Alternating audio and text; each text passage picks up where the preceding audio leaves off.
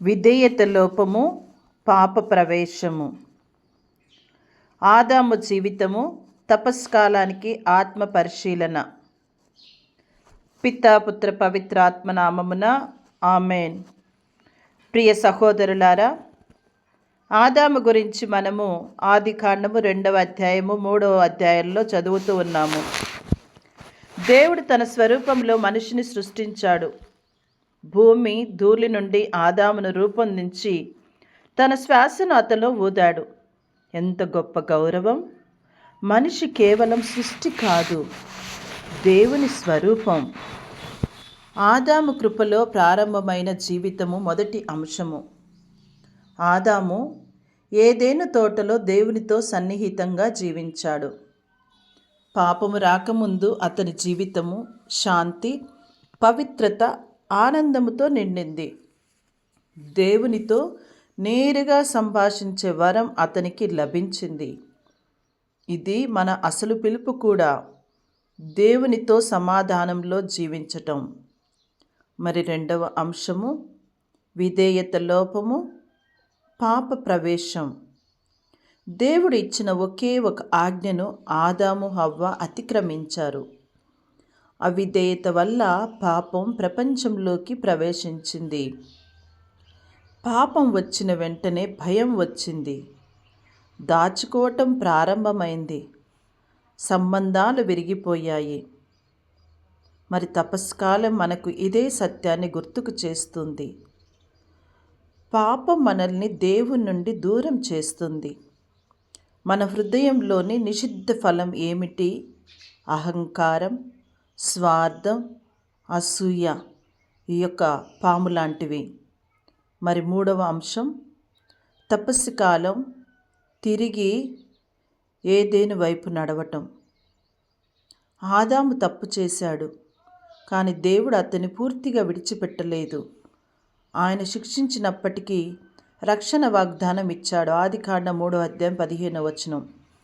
తపస్కాలం మనకు తిరిగి దేవుని వద్దకు వచ్చే అవకాశం. పశ్చాత్తాపం అనేది సిగ్గు కాదు, అది తిరుగు ప్రయాణం. మరి 4వ అంశము మొదటి ఆదాము, 2వ ఆదాము. ఆదాము ద్వారా పాపం వచ్చింది, కానీ యేసుక్రీస్తు ద్వారా ఈ లోకానికి రక్షణ వచ్చింది. రోమీలకు రాయబడినటువంటి లేఖ 5వ అధ్యాయం ప్రకారం మొదటి ఆదాము అవిధేయతతో పాపం తెచ్చాడు. 2వ ఆదాము అయిన క్రీస్తు విధేయతతో జీవం ఇచ్చాడు. తపస్కాలం మనలను 2వ ఆదామును అనుసరించమని పిలుస్తూ ఉంది. విధేయతతో జీవించమని పిలుస్తూ ఉంది. మరి 5వ అంశము మన జీవితానికి సందేశము. ప్రియులారా, మనము కొన్నిసార్లు ఆదాము వలనే దేవుని ఆజ్ఞలు తెలుసుకొని కూడా అతిక్రమిస్తాము. తప్పు చేసినప్పుడు దాచుకోవాలని చూస్తాము. బాధ్యతలను ఇతరులపై మోపుతాము. కానీ తపస్కాలం మనకు కొత్త అవకాశం. దాచుకోవటం కాదు, ఒప్పుకోవటం. పారిపోవటం కాదు, తిరిగి రావటం. పాపంలో ఉండటం కాదు, కృపలో నడవటం. మరి ఆత్మ పరిశీలన ప్రశ్నలు కొన్ని వేసుకుందాము మన జీవితానికి. నా జీవితంలో ఏదైనా తోటను కోల్పోయిన భాగం ఏమిటి? నేను దేవుని పిలుపుని విని దాచుకుంటున్నానా? ఈ తపస్సు కాలంలో నిజమైన పశ్చాత్తాపం ద్వారా కొత్త ఆరంభం చేస్తూ ఉన్నానా? మరి ఆదాము కథ మన పతనం కథ మాత్రమే కాదు కదా, అది దేవుని కృపకొత్త కథ కూడా. పాపం ఎంత లోతైనదైనా దేవుని కృప మరింత గొప్పది. కాబట్టి ఈ తపస్కాలంలో మనం మొదటి ఆదాములా పడిపోవటం కాకుండా 2వ ఆదామైన క్రీస్తులో లేవటానికి ప్రయత్నం చేద్దాము.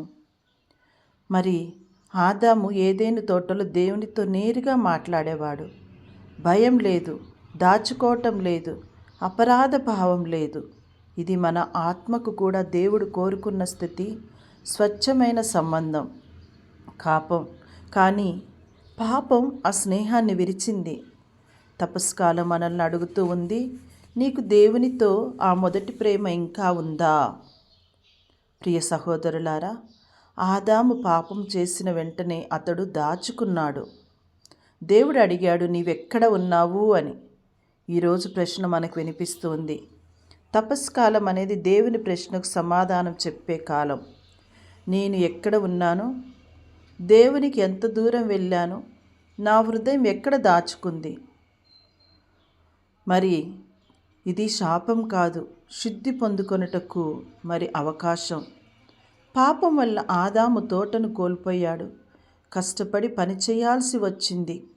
కానీ ఈ శ్రమ కూడా శిక్ష మాత్రమే కాదు, అది శుద్ధి ప్రక్రియ. మరి మన జీవితంలో వచ్చే కష్టాలు కూడా మనల్ని దేవుని వైపు మళ్లించే పాఠాలు కావచ్చు.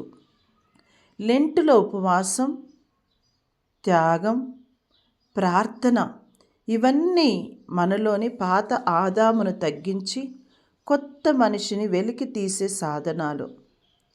మరి మొదటి ఆదాము నుండి క్రీస్తు వరకు మనం ఏమి నేర్చుకుంటూ ఉన్నాము? 1 కొరింథీయులకు రాయబడిన లేఖ 15:22 చెబుతూ ఉన్నగా, ఆదాములు అందరూ చనిపోయినట్లు క్రీస్తులు అందరూ జీవింపబడుదురు. మరి మొదటి ఆదాము వల్ల పతనం వచ్చింది, క్రీస్తు వల్ల లేచే అవకాశం వచ్చింది. కాబట్టి మరి మనమంతా కూడా తపస్కాలంలో శిలువ దారిలో నడిచి పునరుత్థాన ఆనందానికి ప్రయాసపడదాము. మరి మనలో ఉన్నటువంటి పాత లక్షణాలు, దేవుని మాట వినకపోవటం, తప్పుని ఇతరులపై మోపటం, పాపాన్ని దాచుకోవటం, ఇలాంటివి ఏమైనా మనలో ఉన్నట్లయితే మరి ఆత్మ పరిశీలన చేసుకొని మన పాపాలను నిజాయితీగా ఒప్పుకుంటూ క్రీస్తులో కొత్త మనిషిగా మారేందుకు సిద్ధపడదాము. ఆదాము కథ మన బలహీనతను చూపుతుంది, కానీ అదే కథ దేవుని కృపను కూడా చూపుతూ ఉంది. కాబట్టి మనల్ని మనం పరిశీలించుకొని ఈ తపస్కాలము మనకు ఒక అవకాశంగా భావించుకొని ఇదే చివరి అవకాశం కావచ్చు. కాబట్టి పాత ఆదామును విడిచి క్రీస్తులో క్రొత్త జీవితం ధరించేందుకు మనం ప్రయాసపడదాము. ఇంకా మనలో ఉన్నటువంటి పొరపాట్లన్నిటిని కూడా గుర్తు చేసుకొని ఈరోజు మనం ఒక్కసారి దేవునికి మనల్ని మనం సమర్పించుకుందాము. ప్రభు మనలో కొత్త ఆరంభాన్ని కలగచేయునుగాక. ఈ యొక్క తపస్కాల యాత్ర నిజమైన మార్పుకు దారికి తీయునుగాక. ఆమెన్.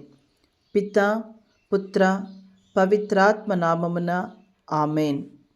ప్రభు మనందరినీ దీవించి కాచి కాపాడునుగాక. ఆమెన్.